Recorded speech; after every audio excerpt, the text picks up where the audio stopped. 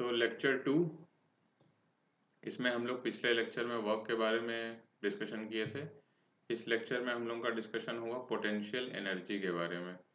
Potential energy का जो concept है that is an extension of the concept of work. तो आपने अगर वर्क समझा होगा तो उसी की बेसिस को, उसी की प्रॉब्लम्स को सिंप्लीफाई करने के लिए, आपकी प्रॉब्लम जल्दी सॉल्व हो, एक पोटेंशियल एनर्जी का कॉन्सेप्ट डेवलप किया गया।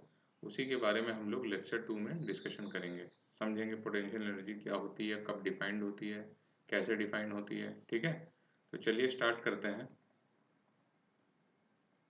और बहुत ध्यान से समझते हैं पोटेंशियल एनर्जी। ठीक है, पोटेंशियल एनर्जी को कह रहे हैं it is the energy to form the system. मतलब किसी सिस्टम को फॉर्म करने के लिए, बनाने के लिए जो एनर्जी की जरूरत पड़ती है that is the potential energy of the system. तो ऑब्वियसली सिस्टम जीरो से शुरू नहीं होगा, कहीं से कुछ, राइट, कहीं से किसी फ्रेम ऑफ रेफरेंस से, किसी गिवन फ्रेम ऑफ रेफरेंस, या ऐसे समझिए किसी गिवन कॉम्पोजिशन से गिवन कॉम्पोजिशन में आता है। तो जो चेंज होता है उस चेंज को पोटेंशियल एनर्जी डिफाइन किया जाता है। कोई एब्सोल्यूट नहीं होता क्योंकि जीरो डिफाइन नहीं है कहीं का। ठीक है, तो it is the energy to form the system, आगे लिख सकते हैं फ्रॉम अ गिवन कॉन्फ़िगरेशन। ठीक है, ओके।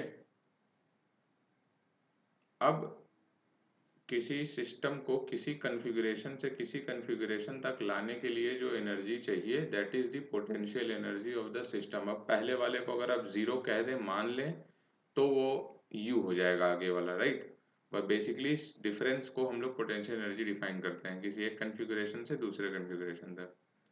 अब इसको और क्या भी कहते हैं, इसको वर्क डन के रिस्पेक्ट में कैसे बोलते हैं, इसको बोला जाता है नेगेटिव ऑफ वर्क डन। ठीक है, negative of work done by a conservative force. Conservative force सब लोगों ने पिछले लेक्चर में पढ़ा, क्या होते हैं जो फोर्सेस जिनमें की पाथ पे डिपेंड नहीं करता है वर्क डन। ठीक है, एक पॉइंट से दूसरे पॉइंट तक किस रास्ते आप जा रहे हैं इस पर डिपेंड नहीं कर रहा वर्क डन कितना हो रहा है, उन्हें बोलते हैं हम लोग conservative forces. So negative of work done by a conservative force in bringing the system from certain reference configuration, जो ही मैं आपसे बोल रहा हूँ, certain reference configuration to given configuration. ठीक है, जिस कॉन्फ़िगरेशन से आप नाप रहे हैं या मेजर कर रहे हैं या देख रहे हैं, उस कॉन्फ़िगरेशन से किसी जिस रेफरेंस कॉन्फ़िगरेशन पे आप आना चाहते हैं गिवन कॉन्फ़िगरेशन पे, उन उसके बीच में जो निगेटिव होगा वर्क डन का, that is your potential energy. ठीक है, या चेंज इन पोटेंशियल एनर्जी कही है। पोटेंशियल एनर्जी कोई एब्सोल्यूट डिफाइन नहीं होती है, किसी एक को आपको जीरो मानना होगा रेफरेंस वाले को, तो जो चेंज होता है उसी को आप पोटेंशियल एनर्जी बोल देते हैं। बट बेसिकली एक चेंज डिफाइन होता है। ठीक है, so negative of work done, reference configuration can be taken in a arbitrary way. मतलब आप कुछ भी रेफरेंस कॉन्फ़िगरेशन अपने हिसाब के ले सकते हैं।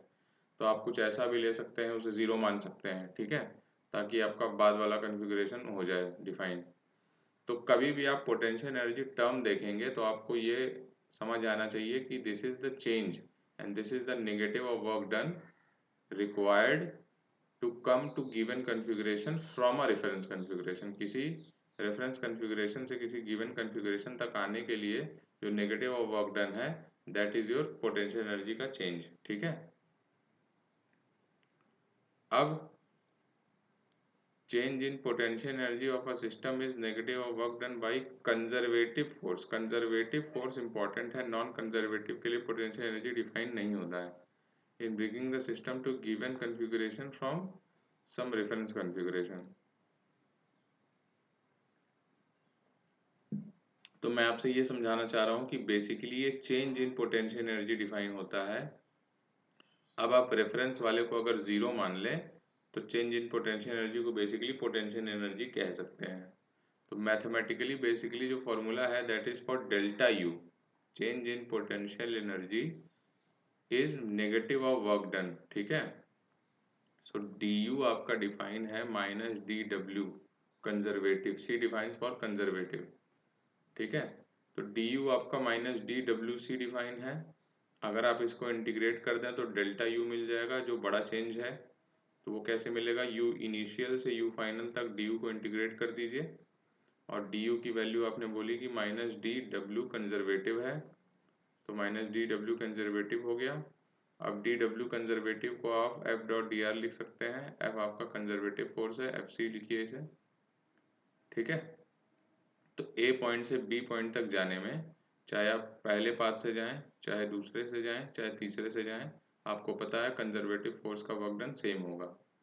तो जो पॉइंट ए और बी के बीच का पोटेंशियल एनर्जी चेंज है, that should be defined as U B minus U A और is equal to minus times work negative of work done W A B, ठीक है।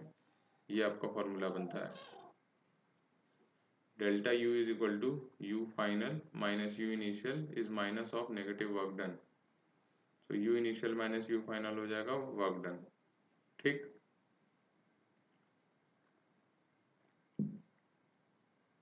बेसिकली दो पॉइंट के बीच में आपको पोटेंशियल एनर्जी का चेंज अगर पूछे तो आपको ये लिखने आना चाहिए कि फाइनल पॉइंट का potential energy minus initial point का potential energy is equal to negative of work done, ठीक।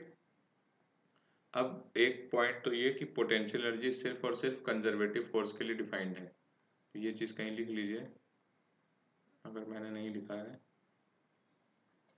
पोटेंशियल एनर्जी इज डिफाइंड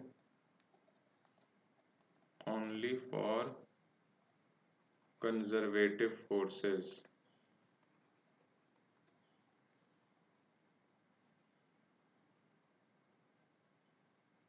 और ये एक स्टेट फिनोमिना है, it is a state phenomena.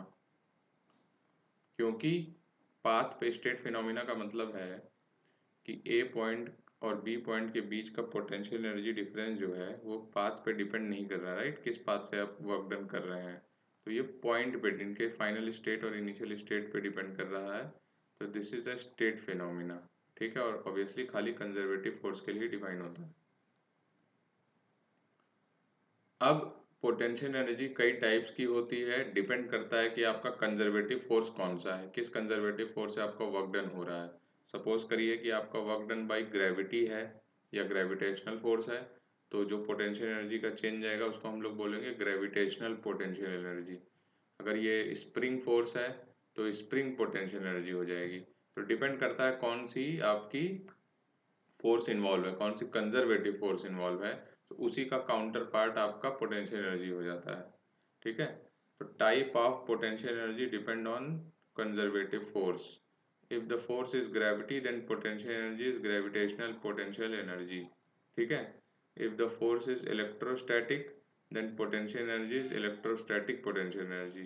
तो जैसी फोर्स वैसी पोटेंशियल एनर्जी, पर कंजर्वेटिव होना चाहिए, फ्रिक्शन के लिए पोटेंशियल एनर्जी डिफाइन नहीं है। more the work done by conservative force more the reduction in P। ये कहाँ से आया, ये सर इसी फॉर्मूले से आया है कि देखिए मोर द वर्क डन, जितना ज़्यादा WdC होगा उतना ज़्यादा डेल्टा यू निगेटिव आएगा, ठीक। और जितना ज़्यादा डेल्टा यू निगेटिव आएगा तो मोर रिडक्शन इन P, ठीक है।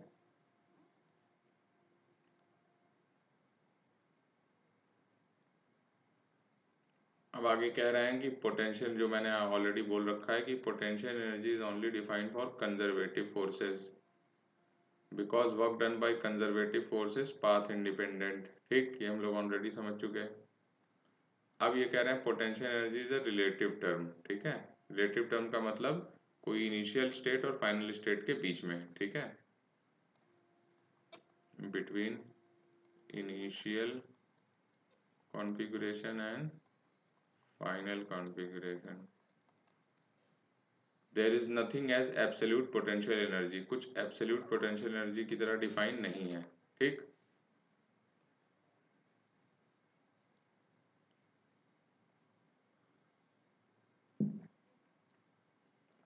क्यों, क्योंकि कोई जीरो डिफाइन करना होगा आपको, zero has to be defined और taken in a orbit way. मतलब आपको किसी इनिशियल वाले को जीरो मानना पड़ेगा, होता कुछ नहीं है, जीरो पोटेंशियल एनर्जी कुछ नहीं होती, ठीक है। Potential energy of a point depends on frame of reference. अच्छा, किस पॉइंट की पोटेंशियल एनर्जी आप देख रहे हैं ये डिपेंड करता है कि किस फ्रेम ऑफ रेफरेंस से देख रहे हैं आप, क्योंकि ध्यान रखिए पोटेंशियल एनर्जी क्या होता है, नेगेटिव ऑफ वर्क डन, और वर्क डन आपका डिपेंड करता है फ्रेम ऑफ रेफरेंस पे। Since WDC conservative depends on frame of reference, ठीक है। अब potential energy of a point depends on frame of reference, ठीक। तो कहने का मतलब है किस फ्रेम से आप देख रहे हैं उससे डिपेंड करेगा कि किसी पॉइंट की पोटेंशियल एनर्जी क्या है या चेंज क्या है, ठीक है। अब डिफरेंस ऑफ पोटेंशियल एनर्जी, ठीक, does not depend on frame of reference. यहाँ पर जब कह रहे हैं कि potential energy of a point, इसका मतलब है कि कुछ आपने इनिशियल या कोई भी गिवन पॉइंट को जीरो मान रखा है, ठीक। तो कह रहा है कि जिस फ्रेम से नापेंगे उस पर डिपेंड करेगा। लेकिन डिफरेंस ऑफ पोटेंशियल एनर्जी, मान लीजिए सेम पॉइंट का किसी गिवन स्टेट से फाइनल स्टेट में जा रहे हैं, तो क्योंकि same he frame of reference से आप नाप रहे हैं तो चेंज इन पोटेंशियल एनर्जी या difference in potential energy depend नहीं करता उस पर, ठीक है।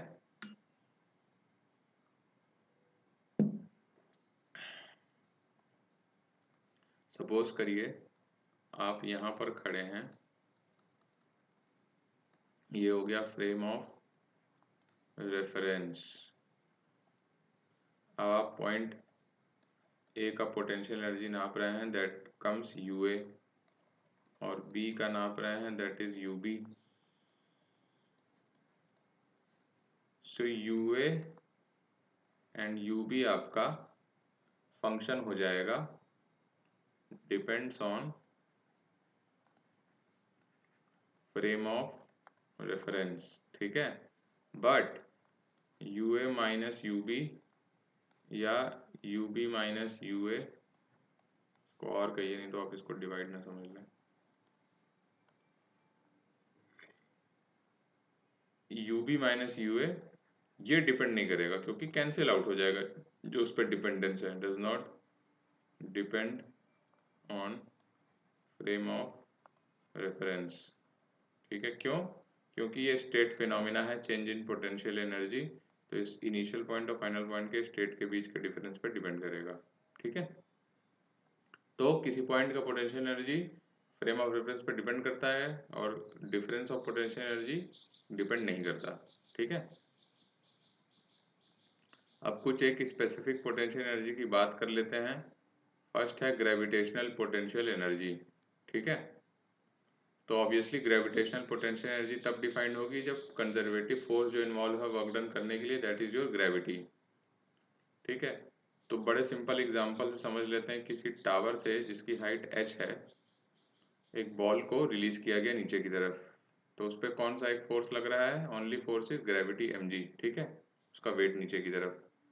अब ui आपका इस पॉइंट का इनिशियल पोटेंशियल एनर्जी है, और जब वो धरती पे टकरा जा रहा है तो that is your UF final potential energy. तो मैं कैसे डिफाइन करूंगा, U final minus U initial is negative of work done by conservative force. तो negative of work done by conservative force is minus F.dr, ठीक है। Sorry, ये minus ये है, WDC conservative is F.dr। F क्या है यहाँ पर, mg, dr क्या है, टोटल dr, इसको मैं इस तरह लिख देता हूँ इंटीग्रल को समझाने के लिए, F.dr is equal to mg, किसी भी पॉइंट पे इसको dh मानिए नीचे की तरफ, और इनके बीच का एंगल कितना हो जाएगा, mg भी नीचे dh भी नीचे, dh किसी पॉइंट पे नीचे जा रहा है, डिस्प्लेसमेंट इसकी ऊपर से नीचे की तरफ है, mg भी नीचे की तरफ है, तो cos 0 हो जाएगा, ठीक है। तो ये हो जाएगा mg टाइम्स इंटीग्रल dh, तो इज इक्वल टू mgh हो जाएगा, ठीक है। तो वही मैंने लिखा है माइनस mgh, ये माइनस वैसे का वैसे है। तो UF को अगर आप 0 मान लें, धरती पे 0 मान लें, इसको मान लें रेफरेंस, तो U इज इक्वल टू 0। तो UF को 0 मान लिया, और U इनिशियल क्योंकि h हाइट पे है धरती से, तो उसको UH बोल दिया। तो 0 minus UH is minus mgh, ठीक है। तो UH की वैल्यू हो जाएगी आपकी mgh। तो किसी भी h हाइट पे किसी मास का पोटेंशियल एनर्जी हो जाता है mgh। तो इस चीज को लिखिए, if we take potential energy at earth surface as 0, potential energy at a height h from surface is defined as mgh।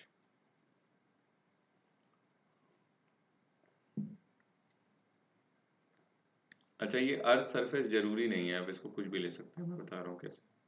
If we take potential energy at a surface, कोई भी सरफेस पे ले लीजिए, सरफेस एज 0, किसी भी surface पे अगर potential energy 0 आपने मान ली तो उससे h हाइट पे, ठीक है, mgh हो जाएगा पोटेंशियल एनर्जी। ठीक है, अब ये 0 आप अपने प्रॉब्लम कन्वीनियंट बनाने के लिए ले सकते हैं जहां पे आपका मन करे। अगर वो हाइट नीचे होगी, if h is greater than 0, p is equal to mgh। If h is less than 0, suppose करिए किसी छत पे आपने 0 मान लिया, reference u is equal to 0, और यहाँ पे पूछ रहा है नीचे की हाइट की तरफ, तो u हो जाएगा माइनस mgh। ठीक है, if h is less than 0 then u is equal to minus mgh। ठीक है,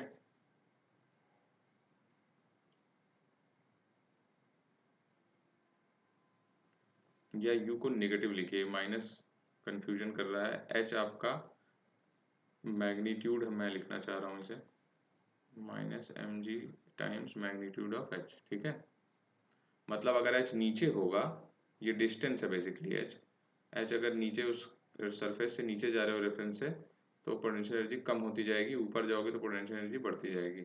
ठीक है, तो बेसिकली UH आपका mgh है। अगर H पॉजिटिव होगा तो UH पॉजिटिव होगा, H नेगेटिव होगा तो UH नेगेटिव होगा। ठीक है, इसको मैं mgh ही लिखता हूँ, U is equal to mgh that is less than 0। ठीक है, क्योंकि H नेगेटिव है तो ये टर्म नेगेटिव हो जाएगा। तो रेफरेंस वाले से ऊपर जाएंगे तो पॉजिटिव, रेफरेंस वाले से नीचे जाएंगे तो नेगेटिव। ठीक, अब एक कैलकुलेट करके देख लेते हैं पोटेंशियल एनर्जी। एक क्वार्टर चेन रखी हुई है जिसका मास m दिया हुआ है आपको, यूनिफॉर्मली डिस्ट्रीब्यूटेड, और कह रहे हैं कि नीचे जो रेफरेंस लाइन है उस पर u इक्वल टू 0 है। ठीक है, अब आपसे पूछ रहे हैं कि इसकी पोटेंशियल एनर्जी कैलकुलेट करिए। तो जहाँ पे 0 है वहाँ पे थीटा क्या है इसका, और यहाँ पे क्या है थीटा, 90 डिग्री। तो इस टाइप के प्रॉब्लम्स में आपको किसी गिवन थीटा पे जाना होगा और दी थीटा का एलिमेंट ले लीजिए। ठीक है, तो ये लेंथ कितनी हो जाएगी, if this is your r, this is becomes r the theta. अब क्योंकि ये मास यूनिफॉर्मली डिस्ट्रीब्यूटेड है, तो मास ऑफ r दी थीटा कितना हो जाएगा, m अपॉन इस पूरे इस चेन की लेंथ कितनी है, 2 पाई r बाई 4। अब ये हो गया पर यूनिट लेंथ, मास पर यूनिट लेंथ इनटू आपकी अपनी लेंथ। ठीक है, तो 2m by pi r times r cancel हो जाएगा, 2m by pi D theta, ये mass of r d theta हो गया। पोटेंशियल एनर्जी अगर ये 0 है और सपोज करिए यहाँ पर u डिफाइन है पोटेंशियल एनर्जी, तो u du है छोटी potential energy, minus 0 is equal to 2m mgh होता है, इसको dm बोलिए, dm इज इक्वल टू, जब इसकी पोटेंशियल एनर्जी du बोल रहे हैं तो इसका मास dm है, that should be equal to dm times g times h, ठीक है, ये होगी इसकी potential energy. So du is equal to 2m by pi D theta into G into H. ये h कितना होगा, अब दिस इज योर r, सो ये कितना हो जाएगा r साइन थीटा, ठीक है। सो u पूरे चेन की कितनी हो जाएगी, पोटेंशियल एनर्जी ऑफ चेंज क्या होगा, u du को इंटीग्रेट कर देना है, कहाँ से लेके, इंटीग्रल du u चेन, ठीक है। एलिमेंट का पोटेंशियल एनर्जी, पूरे चेन का पोटेंशियल एनर्जी निकालने के लिए क्या करेंगे, u को इंटीग्रेट कर देंगे, कहाँ से कहाँ तक, integral of 2m by pi G R sine theta D theta, theta equal to 0 से लेके थीटा इक्वल टू 90 डिग्री, ठीक है। यही आपको इंटीग्रेट कर देना है, तो यू चेन हो जाएगी। अब इस क्वेश्चन में आपको ये गिवन है कि यहाँ पे आप जीरो मान रहे हैं पोटेंशियल एनर्जी, ये हमेशा दिया होगा, जहाँ से जीरो मान रहे हैं वहीं से आपको एच मानना होगा, ठीक है। तो एच आपका हो जाएगा आर साइन थीटा, तो डी यू आपको डिफाइन किया था D M times G times H, ठीक है। यही इसमें मेन है, एक किसी पॉइंट एलिमेंट ले लीजिए, उसका डिफरेंशियल पोटेंशियल एनर्जी लिख लीजिए, डिफरेंशियल पोटेंशियल एनर्जी लिख लिए आप, उसके बाद उसको इंटीग्रेट कर दीजिए तो पूरे चेन की पोटेंशियल एनर्जी आ जाएगी। तो 2m by pi times G times R, बाहर ले लीजिए, साइन थीटा को इंटीग्रेट कर दीजिए 0 से 90 तक, तो साइन थीटा का इंटीग्रेशन कितना होता है, 2m by pi times G are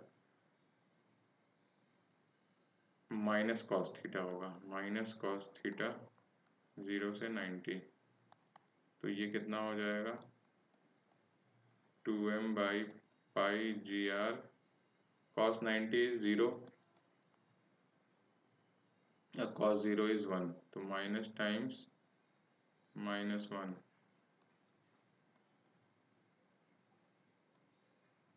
to M G R upon pi हो जाएगा यू चेन, और पॉजिटिव आना भी चाहिए क्योंकि रेफरेंस से ऊपर है चेन, ठीक है, तो पॉजिटिव नंबर ही आना चाहिए। अगर इस रेफरेंस से नीचे होता, आपका चेन कुछ यूँ दिया है,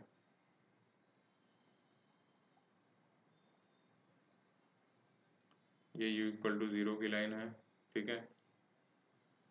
इस क्वेश्चन को एक और तरह से किया जा सकता है कि अगर आपको इसका सेंटर ऑफ मास पता हो, पर वो अभी मैंने पढ़ाया नहीं है तो उस बारे में हम लोग चर्चा नहीं किए हैं, जब सेंटर ऑफ मास पढ़ेंगे तो भी करेंगे। कैसे, यू चेन को हो जाएगा, यू चेन डिफाइन होगा सिंपली एम जी एच से, एच होगा सेंटर ऑफ मास की डिस्टेंस, तो सपोज करो सेंटर ऑफ मास यहाँ पर है, तो ये डिफाइन होगा 2m बाई पाई आर से, ठीक है।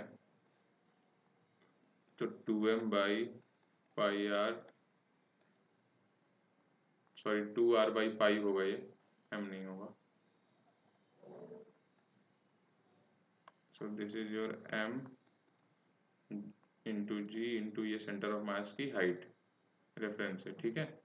अब ये चेन अगर नीचे होती इस तरह से, तो यही पोटेंशियल एनर्जी इसका निगेटिव हो जाता, ठीक है। तो डिपेंड करता है आपसे क्वेश्चन में क्या पूछना है, वर्किंग आपको समझनी है, वर्किंग कैसे करना है, थीटा एंगल पे जाके डिफरेंशियल एलिमेंट लेना है, उसका पोटेंशियल एनर्जी लिख सकते हैं पॉइंट मास मान के, फिर उसको 0 थीटा इक्वल टू 0 से थीटा इक्वल टू 90 तक इंटीग्रेट कर दीजिए, तो पूरे चेन की पोटेंशियल एनर्जी आ जाएगी। आगे सेंटर ऑफ मास पढ़ लेंगे तो आपको ये रट जाना चाहिए कि सेंटर ऑफ इस चेन की, क्वार्टर चेन की सेंटर ऑफ मास जिस हाइट पे होगी that is your 2m by pi R, sorry 2r by pi, ठीक है, 2r बाई पाई हाइट पे होगी, तो सिंपली पूरे चेन का mass into G into centre of mass की हाइट रेफरेंस कॉन्फ़िगरेशन से, तो आप डायरेक्टली ये लिख सकते हैं, ठीक है।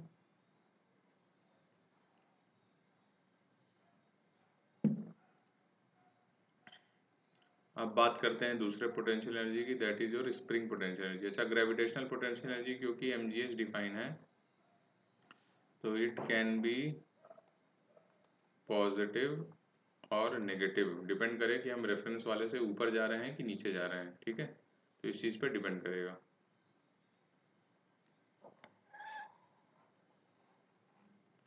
स्प्रिंग पोटेंशियल एनर्जी पे आते हैं। स्प्रिंग पोटेंशियल एनर्जी बेसिकली अब आपका स्प्रिंग फोर्स इन्वॉल्व होगा, ठीक है। एफ कंजर्वेटिव हो आपका स्प्रिंग फोर्स हो जाएगा। तो U F minus U initial is minus W D C and that is minus times F D are.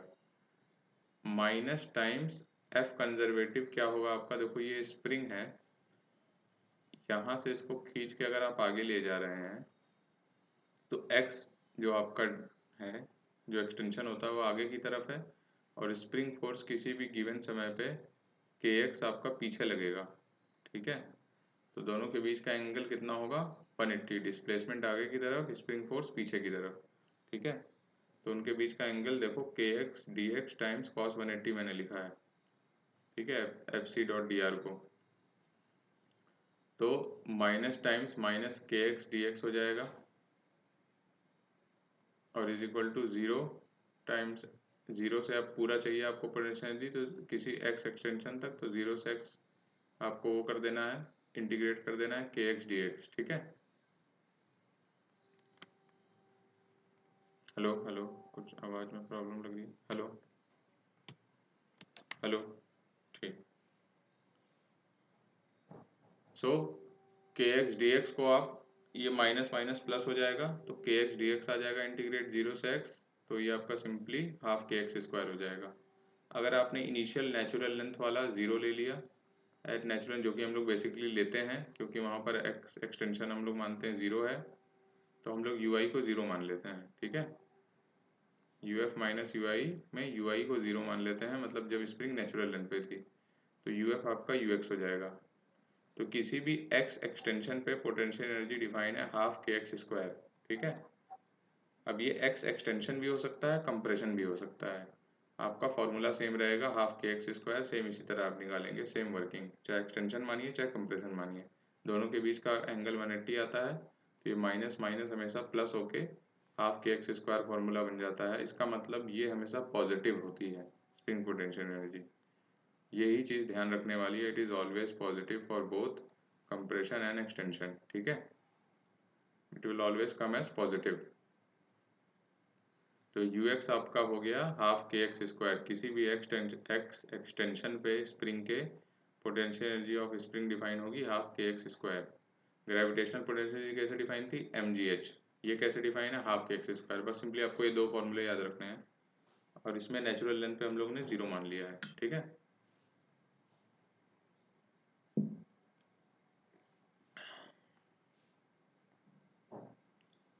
एक स्प्रिंग का सेट है जिससे मास m अटैच है, तो पूछ रहे हैं u1 u2 और u3।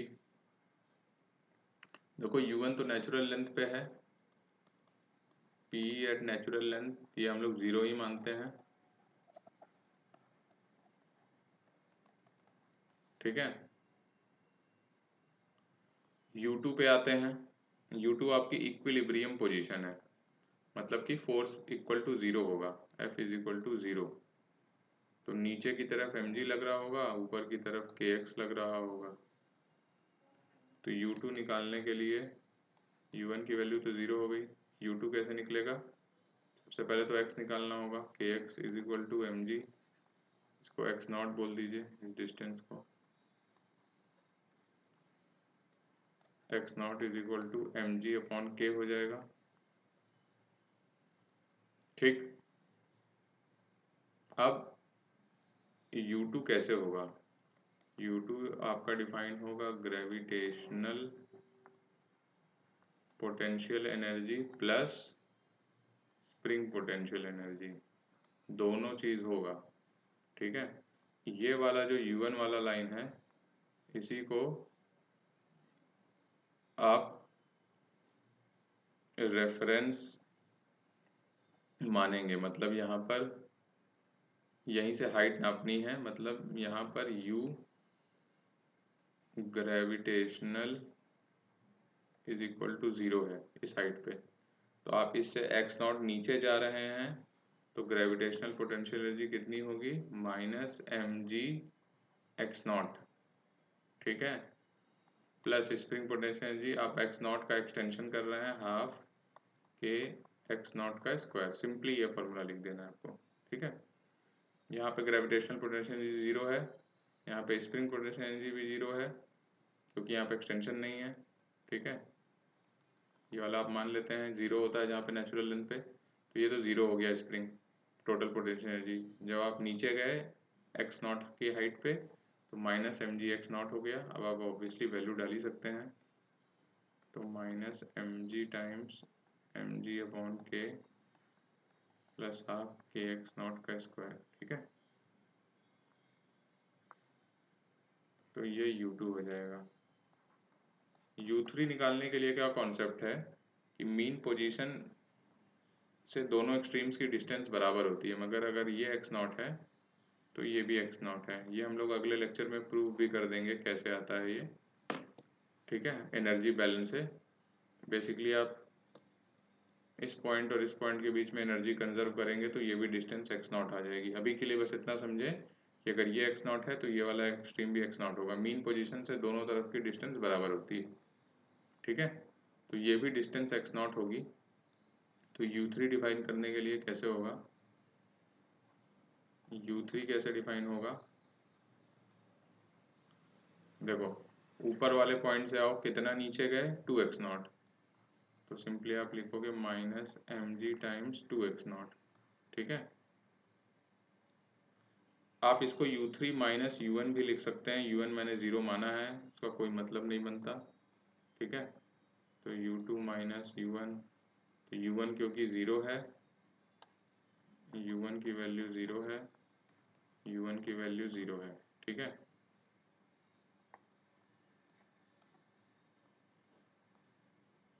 प्लस ये हो गया ग्रेविटेशनल वाला, और स्प्रिंग वाला कितना होगा 2x नॉट का एक्सटेंशन है, सो हाफ के टाइम्स 2x नॉट का स्क्वायर, ठीक है।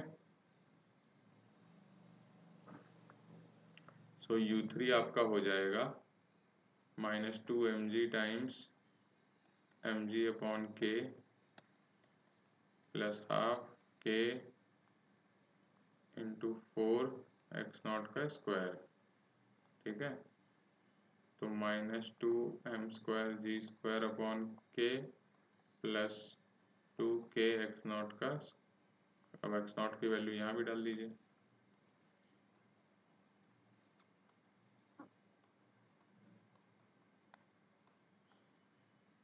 तो कितना आ जाएगा U3 की वैल्यू, ये m²g² अपॉन के यहाँ भी होगा, के 0 आ रहा है,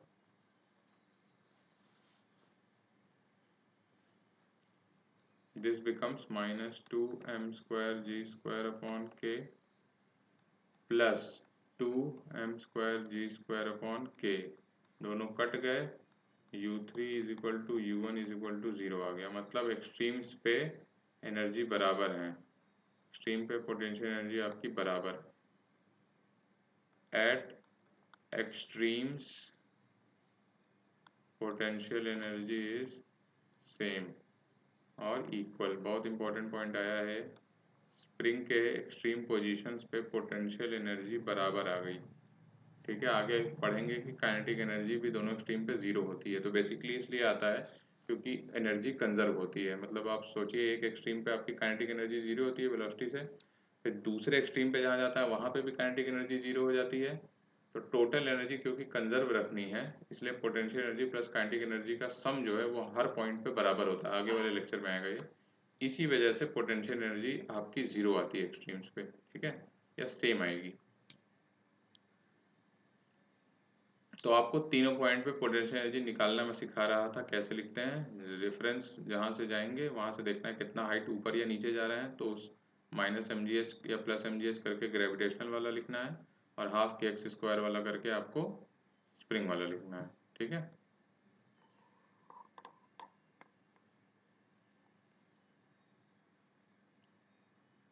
अब फोर्स एंड P का रिलेशन आपको मैं बता देता हूँ। तो 1D में फोर्स आपका सिर्फ फंक्शन ऑफ x होगा, तो फोर्स और पोटेंशियल एनर्जी का रिलेशन होगा F is equal to minus D U D X, ठीक है। F is equal to minus D U D X, ठीक है। अब इस रिलेशन से ये समझ आता है कि अगर किसी पॉइंट पे पोटेंशियल एनर्जी मिनिमम या मैक्सिमम हो तो वहाँ पर फोर्स आपका 0 हो जाएगा, ठीक है, क्योंकि F is equal to minus D U D X. तो जहाँ पर भी u का मिनिमा या मैक्सिमा होगा वहाँ पर F की वैल्यू 0 हो जाएगी। F is equal to 0 for minima maxima of u, ठीक है।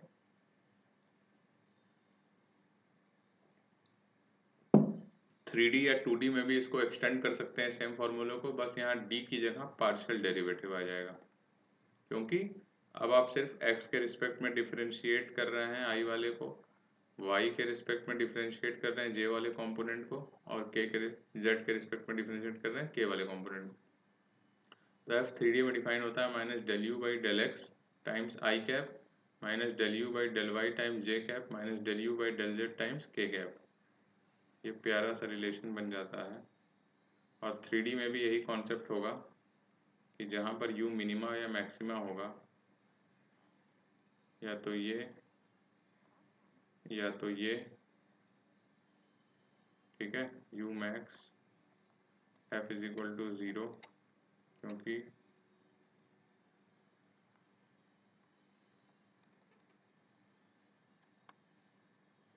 u मिन f is equal to 0। Min max पे f की वैल्यू 0 हो जाएगी 3D में भी, ठीक है। अब इसका एक एग्जांपल देख लेते हैं। f equal to X square I plus Y J, u11 दिया है u23। तो मैं बेसिकली आपको समझा देता हूँ इस टाइप के प्रॉब्लम्स करते कैसे हैं, क्योंकि 2D इन्वॉल्व है तो हम 2D ही का लेंगे। देखिए, ठीक है, ये आपको गिवन है, गिवन f 2D प्रॉब्लम है, ठीक है। f भी आपका 2D में दिया है तो आप 2D ही मानेंगे। तो f की वैल्यू क्या थी, minus del you by del x times I cap minus del you by del Y times J cap. Z वाला आपको नहीं लिखना है क्योंकि f 2D में है, ठीक है, जेड वाला कंपोनेंट 0 है। तो आपको क्या करना है, ये वाला चीज़ आपको दिया है minus del you by del X, आपको दिया है एक्स स्क्वायर, और minus del you by del Y आपको दिया है वाई। तो आप दोनों साइड इंटीग्रेट कर दीजिए, ठीक है, दोनों साइड आपको इंटीग्रेट करना है। यहाँ से आपको क्या आएगा, इंटीग्रल डेल यू आ जाएगा minus X square del x, ठीक है, और यहाँ से आ जाएगा integral del U minus Y del Y. तो देखिए, जब पार्शियल वाला इंटीग्रेट करते हैं इसका मतलब आप सिर्फ x के रिस्पेक्ट में कर रहे हैं, दूसरा टर्म को कांस्टेंट मान रहे हैं, अगर कोई y का फंक्शन है। तो इस टाइप के प्रॉब्लम्स को करने के लिए आपको जो इंटीग्रेट करिए पहले x के रिस्पेक्ट में, फिर दूसरा फंक्शन मान लिया जाता है कुछ, देखो कैसे। तो माइनस एक्स क्यूब बाई 3 इसका इंटीग्रल हो गया, प्लस कुछ फंक्शन ऑफ एफ वाई मान लेंगे, और प्लस एक कांस्टेंट टर्म भी मानते हैं इंटीग्रल में, ठीक है। और यहाँ से आ जाएगा minus Y square by 2 plus F X मानेंगे, और प्लस कुछ कांस्टेंट मान लेंगे।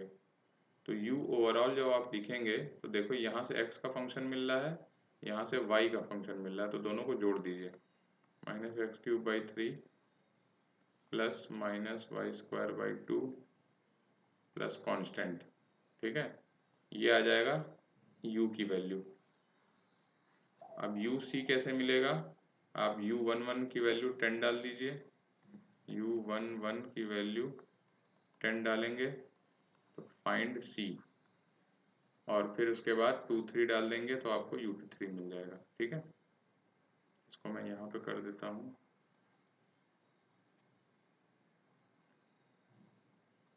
टेन की वैल्यू हो जाएगी -1/3 -1/2 प्लस c। तो c की वैल्यू आ जाएगी कितनी, 10 प्लस 1/3 प्लस 1/2, कितना हो जाएगा ये 60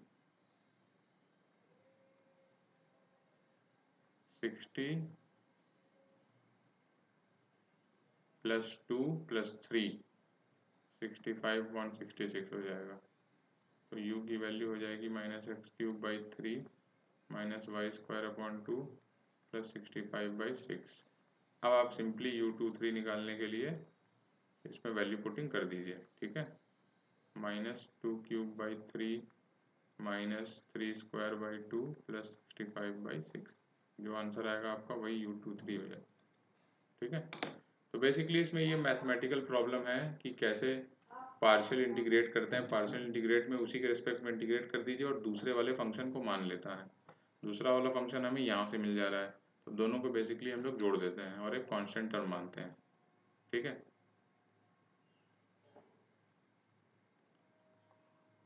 अब एक नया टर्म आ रहा है इक्विलिब्रियम। 3 टाइप्स के इक्विलिब्रियम होते हैं। पोटेंशियल एनर्जी हमारा अभी बेसिकली इंट्रोडक्टरी लेक्चर खत्म होता है, उसी का एक्सटेंशन है, उसी का एप्लीकेशन समझ लीजिए इक्विलिब्रियम में। अभी मैंने आपको बताया कि जहाँ पोटेंशियल एनर्जी का मिनिमा या मैक्सिमा आ रहा था वहाँ पे फोर्स बैलेंस हो रहा था। फोर्स बैलेंस का मतलब हो रहा है इक्विलिब्रियम की पोजीशन, तो उसी को डिस्कस करना है।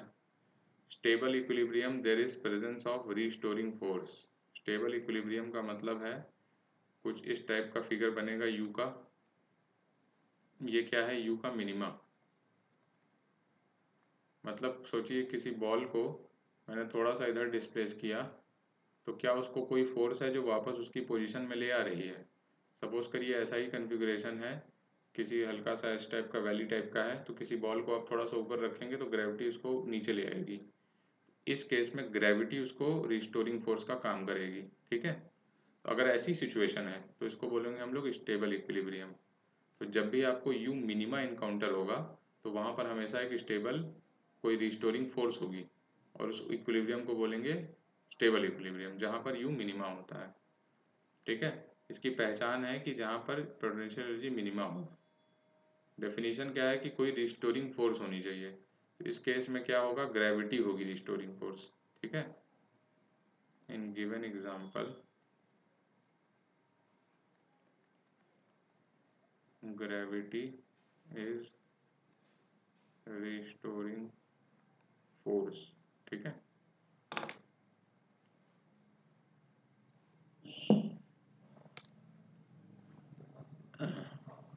अनस्टेबल इक्विलिब्रियम में कोई आपकी रिस्टोरिंग फोर्स नहीं होगी, मतलब आपने अगर डिस्प्लेस कर दिया तो फिर डिस्प्लेस ही हो जाएगा। पर क्योंकि जिस पॉइंट पे है उस पॉइंट पे फोर्स जीरो है, इसलिए उसको इक्विलिब्रियम बोला जाता है। तो इसकी पहचान है कि जहाँ पर यू मैक्सिमा होगा, पोटेंशियल एनर्जी जहाँ पर मैक्सिमम होगी उस पॉइंट को बोलते हैं अनस्टेबल इक्विलिब्रियम, क्योंकि यहाँ पर रिस्टोरिंग फोर्स नहीं प्रेजेंट होता है। तो इस सपोज करिए किसी पहाड़ के टॉप पे गए आप, इस टाइप का समतल है जहाँ, तो वहाँ पर फोर्स जीरो है, लेकिन आपने हल्का सा डिस्प्लेस किया इसे, तो ये नीचे ही की तरफ चला जाएगा ग्रेविटी से। तो इस केस में ग्रेविटी रिस्टोर नहीं कर रही है बल्कि उसे और ढकेल देगी, ठीक है। तो दो टाइप के बेसिकली इक्विलिब्रियम है, स्टेबल और अनस्टेबल। स्टेबल में आपका पोटेंशियल एनर्जी मिनिमा होगा, अनस्टेबल में पोटेंशियल एनर्जी मैक्सिमा होगा। इक्विलिब्रियम क्यों बोल रहे हैं? क्योंकि दोनों ही पॉइंट पे फोर्स की वैल्यू जीरो है, नेट फोर्स की वैल्यू, ठीक है। और स्टेबल के लिए कोई रिस्टोरिंग फोर्स वहाँ पर प्रेजेंट होता है मिनिमा वाले केस में, इसलिए वो स्टेबल इक्विलिब्रियम हो जाता है। इस वाले केस में ग्रेविटी था। न्यूट्रल इक्विलिब्रियम क्या होता है? न्यूट्रल इक्विलिब्रियम में होता है कि रिस्टोरिंग फोर्स की रिक्वायरमेंट नहीं है, जिस पोजीशन पे है उसको डिस्प्लेस करेंगे फिर उस इक्विलिब्रियम में ही रह जाएगा, ठीक है। मतलब यहाँ से डिस्प्लेस करके यहाँ रखे, ये भी इक्विलिब्रियम है, इधर से डिस्प्लेस करके रखे, ये भी इक्विलिब्रियम है। तो ये होता है ऐसा न्यूट्रल इक्विलिब्रियम। मतलब कोई प्लेन पे अगर आप किसी बॉल को रख दें तो हल्का सा डिस्प्लेस करेंगे वो फिर भी इक्विलिब्रियम में ही रहेगा, ठीक है। तो ये ग्राफ से मैंने समझाया है। देखिए ये यू का ग्राफ है, तो top most point you max होता है, तो this is your unstable equilibrium. Bottom most point जहाँ पर वैली दिखे आपको वो यू मिन होता है, that is stable equilibrium.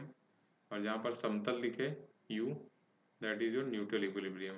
You का ग्राफ है, ध्यान रखिएगा। यू टॉप बनाएगा तो अनस्टेबल इक्विलिब्रियम, यू बॉटम बनाएगा मिनिमम स्टेबल इक्विलिब्रियम, और जहाँ पर प्लेन होगा यू वहाँ पर न्यूट्रल इक्विलिब्रियम। तो ये हमारा ग्राफ था, ठीक है। और ये वैल्यूज हैं। एफ की वैल्यू, एफ एक्स की वैल्यू हो जाएगी -del u/del x, ठीक है। एफ वाई की value minus del you by del Y और एफ जेड की value minus del you by del Z. तो इन 3D के फॉर्म में अगर आपको लिखना है तो एफ की वैल्यू हो जाएगी minus del you by del R. R D R आपका पोजीशन डिस्प्लेसमेंट वेक्टर होगा। ठीक है, ये 3D रिप्रेजेंटेशन है। इंडिविजुअली आप इस तरह डिफाइन करेंगे। क्या यूज़ करना है जैसा प्रॉब्लम में आपसे पूछे। ठीक है, अगर आपसे आर पोजीशन वेक्टर के टर्म्स में पूछ रहा है तो ये होगा del you by del are. ठीक है,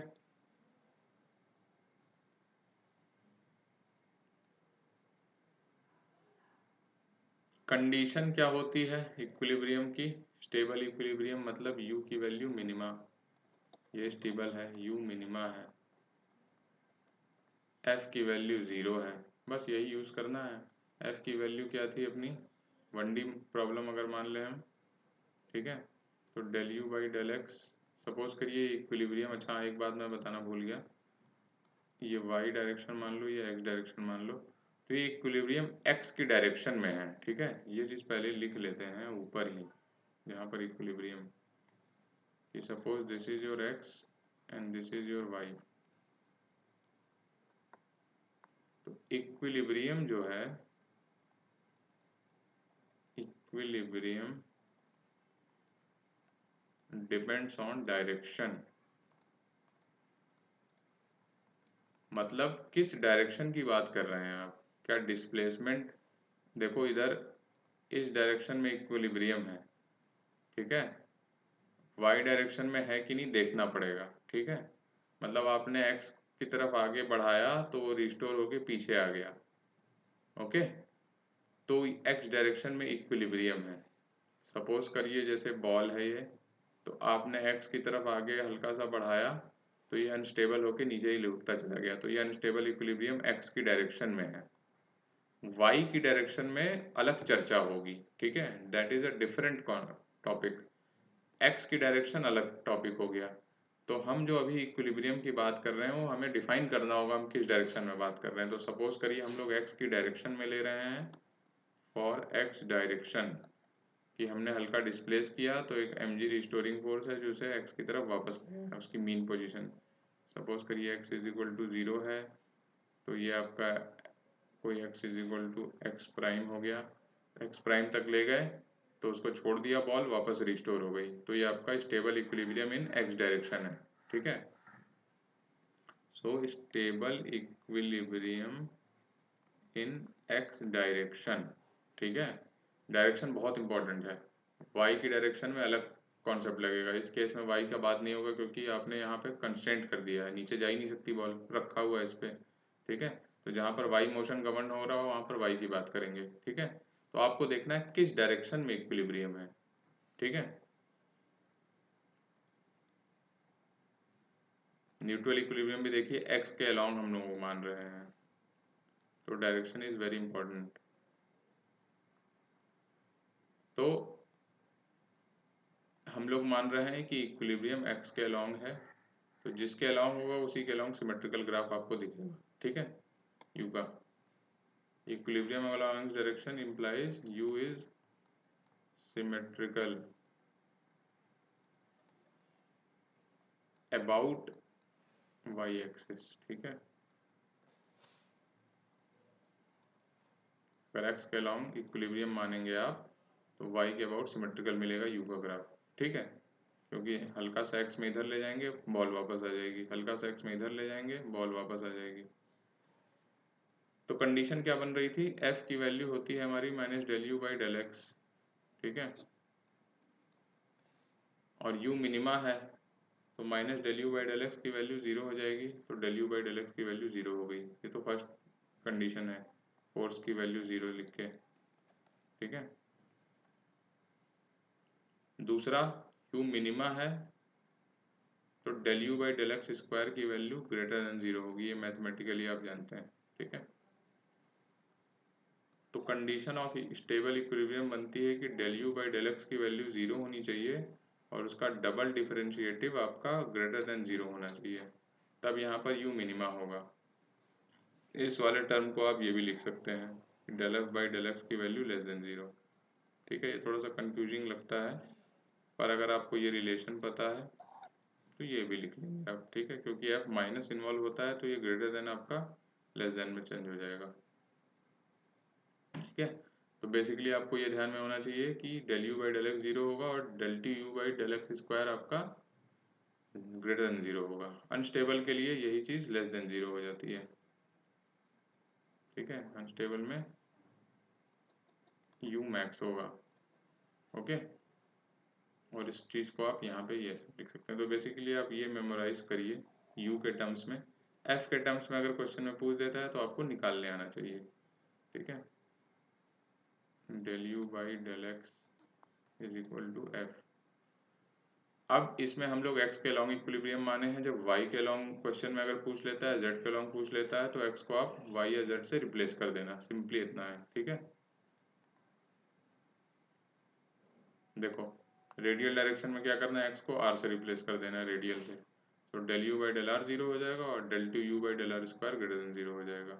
अनस्टेबल के लिए del you by del r zero and del two you by del r square is less than zero. Similarly for equilibrium along, suppose करिए z डायरेक्शन पूछ लिया आपसे question में, ठीक है, तो इस टेबल का कंडीशन लिखिए, तो del you by del z zero हो जाएगा और del t u by del z square आपका ग्रेटर देन जीरो हो जाएगा।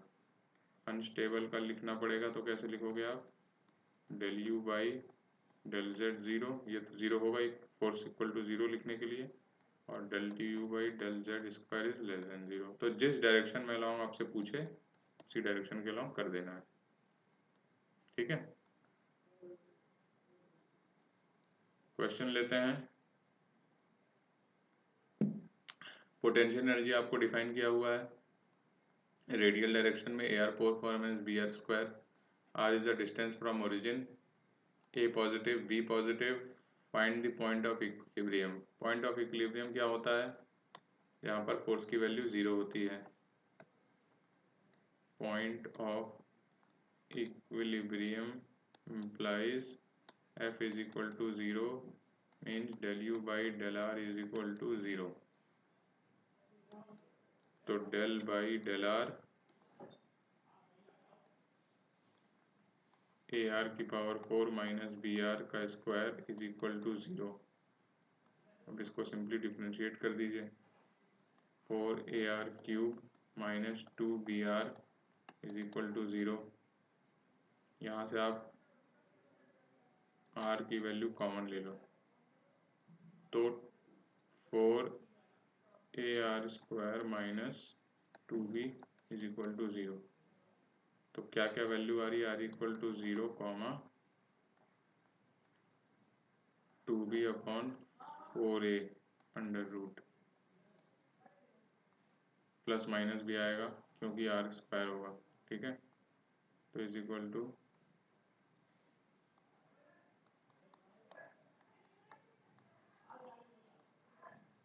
देखो ये पॉइंट्स तीन मिल रहे हैं जहाँ पे फोर्स की वैल्यू जीरो है। अब तीनों पॉइंट के लिए आपको चेक करना होगा कि ये कौन कौन से पॉइंट हैं, क्या स्टेबल हैं अनस्टेबल हैं। ये तीनों इक्विलिब्रियम को पॉइंट्स हैं क्योंकि फोर्स की वैल्यू जीरो हो रही है इन तीनों पॉइंट पे। तो सबसे पहले आप del two you by del r square निकाल लीजिए। इसको आप डी भी लिख सकते हैं क्योंकि सिर्फ आर का फंक्शन है, तो मैं इसको d two you by d r square भी लिख दूंगा, d by d r times del you by del r कितना था अपना, this is for your del you by del are, ठीक है, 4 a r cube minus 2 b are,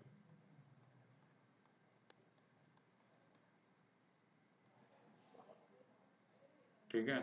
तो ये कितना हो जाएगा, 12 ए आर स्क्वायर माइनस 2b। अब आर इक्वल टू 0 पे चेक करो, d two you by d r square की वैल्यू कितनी हो जाएगी, माइनस 2b। इसका मतलब क्या हो जाएगा, अगर माइनस आ रहा है बी पॉजिटिव दिया हुआ है आपको, ठीक है, A is greater than 0 B is greater than 0, implies d two you by d r square आपका कितना हो गया, लेस देन 0। और लेस देन 0 का मतलब अनस्टेबल। ठीक है, मतलब r इक्वल टू 0 आपकी अनस्टेबल इक्विलिब्रियम की पोजीशन हो जाएगी। इसी तरह चेक करना है आपको, r equal to b upon 2a पे चेक कर लीजिए। तो d2u by d r square की वैल्यू कितनी हो जाएगी, इसी में डाल दीजिए वैल्यू, r की ये वैल्यू। ठीक है, कितना हो जाएगा 12a टाइम्स, अच्छा प्लस माइनस दो भी डालेंगे सेम आ जाएगा। ठीक है, क्योंकि स्क्वायर लगा हुआ है तो प्लस माइनस का स्क्वायर हो जाएगा आपका। तो b अपॉन 2a हो जाएगा ये माइनस 2b, तो ये कितना हो जाएगा 6b minus 2b is equal to 4b, और ये ग्रेटर देन 0 आ गया। इसका मतलब स्टेबल इक्विलिब्रियम। ठीक है, चार की value minus b by 2a क्या होगा, तो सेम आएगा आंसर क्योंकि यहाँ स्क्वायर लगा हुआ है right. 12a b upon 2a फिर से आ जाएगा, इसका स्क्वायर होगा यहाँ पे माइनस 2b, तो ये भी आपका 4b ग्रेटर देन 0 आएगा। इसका मतलब स्टेबल इक्विलिब्रियम। ठीक है, तो बेसिकली इस क्वेश्चन में था आपको del two you by del r square की वैल्यू निकालना, जो कि आपकी ये आ गई थी। सबसे पहले आपने del you by del r को 0 कर दिया, तो आपके इक्विलिब्रियम पॉइंट्स आ गए 3 points, r equal to 0, r equal to plus b upon 2a, r equal to minus b upon 2a। अब इन तीनों पॉइंट्स पे del two you by del r square की वैल्यू आप निकाल लेंगे और तीनों पॉइंट्स की वैल्यू डाल के आर की वैल्यू चेक करेंगे कि क्या पॉजिटिव आ रहा है नेगेटिव आ रहा है। पॉजिटिव आ रहा है तो स्टेबल इक्विलिब्रियम, लेस देन 0 आ रहा है तो अनस्टेबल इक्विलिब्रियम। ठीक है, तो 0 वाला अनस्टेबल है और बाकी दोनों आपके स्टेबल इक्विलिब्रियम। अब आज का आखिरी सवाल, कोई फोर्स आपको डिफाइन है वाई आई माइनस एक्स जे, तो आपसे पोटेंशियल एनर्जी कैलकुलेट करवा रहे हैं। ठीक है, तो पहले आपको ये चेक करना होगा कि फोर्स कंजर्वेटिव है कि नहीं। क्या फॉर्मूला बताया था मैंने कंजर्वेटिव नॉन कंजर्वेटिव चेक करने का, डेल्टा। पिछले लेक्चर में ध्यान दीजिए, i cap j cap k cap, ठीक है, d by d x d by d y d by d z, ये डेल है। ठीक है, और यहाँ पर F1 F2 F3। ठीक है, तो डेल्टा अपना हो जाएगा i cap j cap k cap del by del x del by del y del by del z, और ये हो जाएगा y माइनस एक्स 0। ओके, ये सिंपली आप वैल्यू डाल दीजिए। अब देख लेते हैं, सबसे पहले आई कैप वाला लिखूंगा मैं, तो ये बंद हो जाएगा, ये बंद हो जाएगा, तो del by del Y times 0 minus del by del Z times minus x, ये एक्स वाला टर्म हो गया, प्लस जे कैप वाला टर्म लिखिए। अब ये और ये बंद हो जाएगा, यहाँ माइनस लगता है ऑल्टरनेट प्लस माइनस।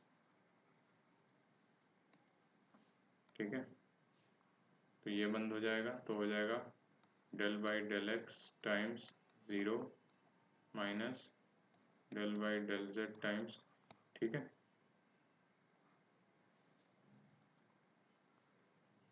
प्लस के कैप वाला टर्म लिख लीजिए, तो ये बंद हो जाएगा, ये बंद हो जाएगा, तो del by del x times minus X हो जाएगा, minus del by del Y times Y हो जाएगा। अब डेल्टा की वैल्यू हो जाएगी I cap del by del Y 0 0 हो जाएगा, ये भी 0 हो जाएगा, जेड के रिस्पेक्ट में इसका डिफ्रेंशिएशन, प्लस माइनस जे कैप अगेन ये 0 एंड ये 0, तो सिंपली आपका सिर्फ के कैप का कंपोनेंट बचेगा, और डेल बाई डेल एक्स कितना हो जाएगा माइनस एक्स, दैट इज -1 और डेल वाई वाई कितना हो जाएगा, दिस इज योर ऑल्सो -1।